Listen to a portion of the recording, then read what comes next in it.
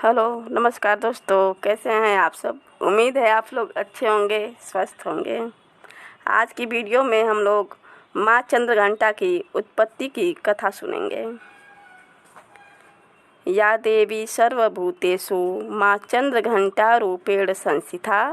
नमस्तस्यै नमस्तस्यै नमस्तस्यै नमो नमः।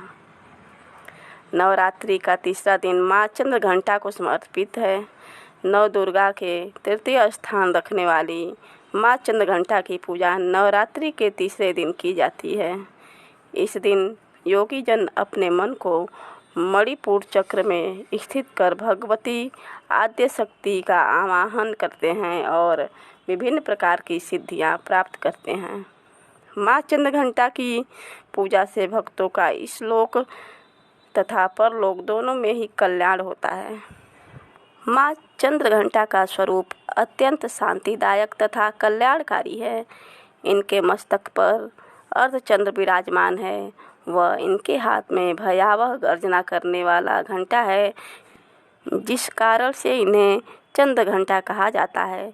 इनके शरीर का वर्ण स्वर्ण के समान सुनहरा चमकीला है। इनके 10 हाथ हैं, जिनके द्वारा भगवती ने विभिन्न अस्त्र शस्त्र धारण किए हुए हैं। इनका वाहन सिंह है तथा इनके घंटे की सी भयानक ध्वनि से दानव, दैत्य आदि भयभीत रहते हैं और देवता, जन तथा मनुष्य सुखी होते हैं। आइए माता चंद्रघंटा की उत्पत्ति की कथा सुनते हैं। माँ चंद्रघंटा की उत्पत्ति कथा बेहद रमणीय है। कथा के अनुसार जब देवी सती ने अपने शरीर को यज्ञ अग्नि में जला दिया था, तब उसके पश्चात उन्होंने पार्वती के रूप में पर्वतराज हिमालय के घर में पुनः जन्म लिया था। पार्वती भगवान शिव से शादी करना चाहती थी, जिसके लिए उन्होंने घोर तपस्या की। उनकी शादी के दिन भगवान शिव अपने साथ सभी अघोरियों के साथ देवी पार्वती को अपने साथ ले जाने के लिए पहुँचे, तो शिव के इस रूप को देखकर उनके माता पिता और अतिथिगण भयभीत हो गए और पार्वती माँ की माँ मैना देवी तो डर के कारण मूर्छित ही हो गई। इन सब को देखकर देवी पार्वती ने चंद्रघंटा का रूप धारण किया और भगवान शिव के पास पहुंच गई। उन्होंने बहुत विनम्रता से भगवान शिव से एक आकर्षक राजकुमार के रूप में प्रकट होने के लिए कहा और शिव भी सहमत हो गए। पार्वती ने फिर अपने परिवार को संभाला और सभी अप्रिय यादों को मिटा दिया और दोनों का विवाह हो गया। तब से देवी पार्वती को शांति और क्षमा की देवी के रूप में उनके चंद्रघंटा अवतार में पूजा जाता है। नवरात्रि के तीसरे दिन इसी देवी की पूजा का महत्व है। इस देवी की कृपा से साधक को अलौकिक वस्तुओं के दर्शन होते हैं, दिव्य सुगंधियों का अनुभव होता है और कई तरह की ध्वनियाँ सुनाई देने लगती हैं। इन क्षणों में साधक को बहुत सावधान रहना चाहिए। इस देवी की आराधना से साधक में वीरता और निर्भयता के साथ ही सौम्यता और विनम्रता का विकास होता है।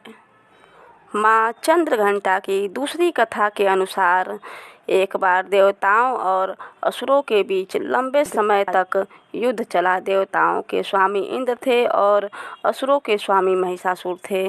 महिषासुर ने सभी असुरों को इकट्ठा कर स्वर्ग पर हमला किया और देवताओं पर विजय हासिल की, जिसके बाद उसने इंद्र का सिंहासन प्राप्त कर लिया और स्वर्गलोक पर राज करने लगा। देवताओं की हार के कारण सभी देवता पृथ्वी पर विचरण करने लगे और फिर उन्हें लगा कि इसका उपाय अब ब्रह्मा जी, विष्णु जी और महेश जी यानी शिव जी ही निकाल सकते हैं। सभी देवतागण इन तीनों देवताओं के पास गए और सारी घटना सुनाई और बताया कि महिषासुर ने इंद्र, चंद्र, वायु और सूर्य समेत अन्य देवताओं के अधिकार छीन लिए हैं और उन्हें बंदी बना लिया है और महिषासुर खुद स्वर्ग का राजा बन गया है। देवताओं द्वारा ये घटना सुनकर ब्रह्मा, विष्णु और भगवान शिव को भयंकर क्रोध आया। उस क्रोध के कारण तीनों के मुख से ऊर्जा उत्पन्न हुई और इनकी तीनों की ऊर्जा एक जगह पर मिल गई।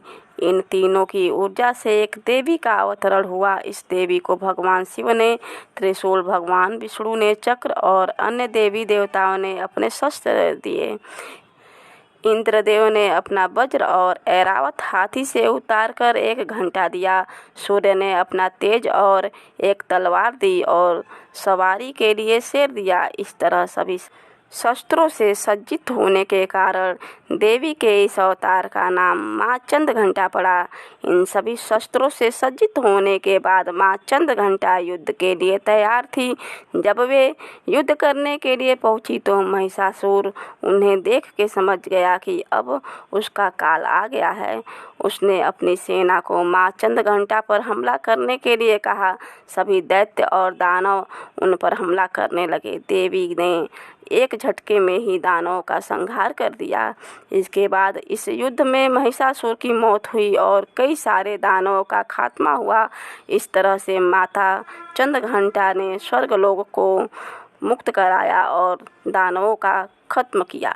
माँ चंद्रघंटा की साधना करने से माँ चंद्रघंटा की कृपा से साधकों के सारे पाप और बाधाएं नष्ट हो जाती हैं।